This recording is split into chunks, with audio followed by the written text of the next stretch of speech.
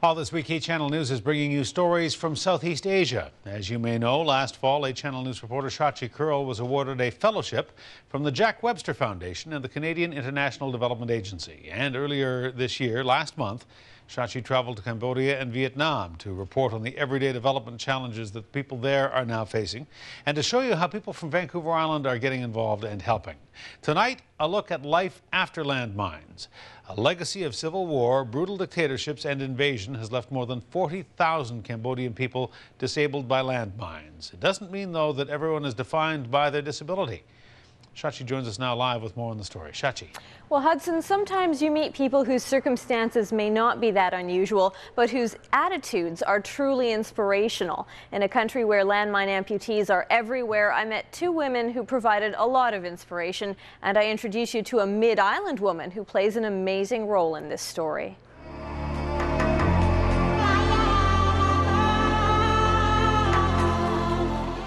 In the village of Pian Coet, this is what success looks like. It's not much, but by marking and cutting cloth, 45-year-old Aek Yorn is able to feed her family. She's able to send her kids to school. A trade, a living, a godsend for a single mother who is also an amputee. I'm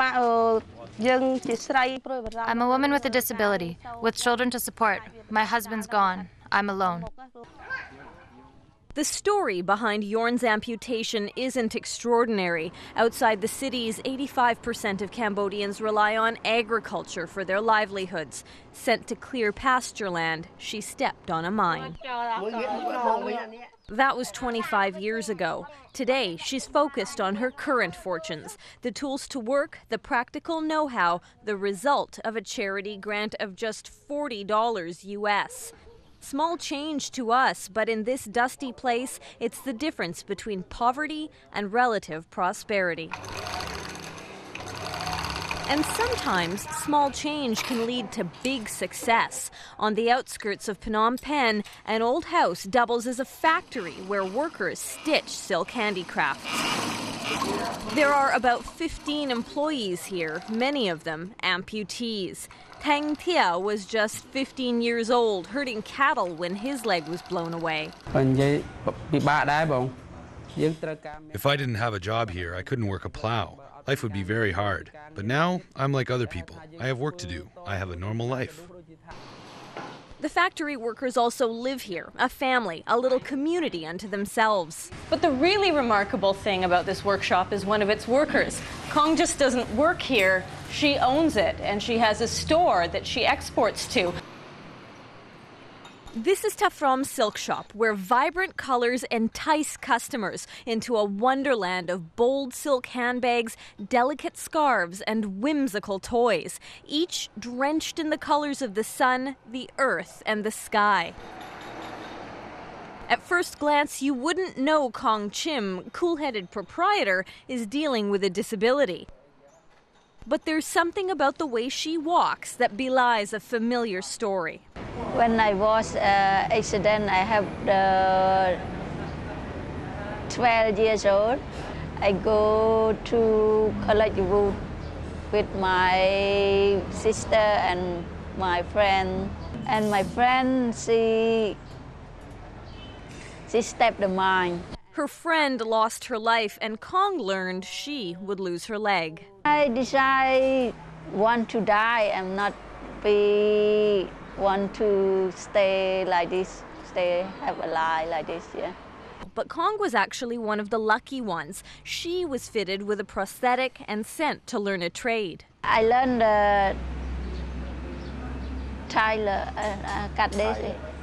yeah. Today, Kong still sews those little elephants, but she's got big plans too. Recognize these silks? You should. They're Kong's, and they're for sale half a world away at an upscale oceanfront spa on Vancouver Island. Hi, Angela. Linda Drury is the woman who brought them here. I started out wanting to put some of the things that I'm passionate about into my life. That desire took Drury to Asia, eventually to Cambodia, where she met Kong at a silk fair. And I was just drawn in. I followed her in and met Kong. It would be the beginning of an extraordinary friendship, a successful partnership. Drury's managed to get Kong silk into trendy boutiques and high-end stores up and down the island and in Vancouver. Linda, she buy product from our company, yeah, and she want to support the disabled person in Cambodia. But the horizon is not entirely rosy. The landmine that destroyed her leg has also left Kong with permanent health problems. As for Aekyorn, well, despite the smile, her future and that of her children remains uncertain. I want my children to study hard, to get good jobs, but short arms cannot reach very far. Still, in a place where so many have so little, these are baby steps forward. One stitch, one snip at a time.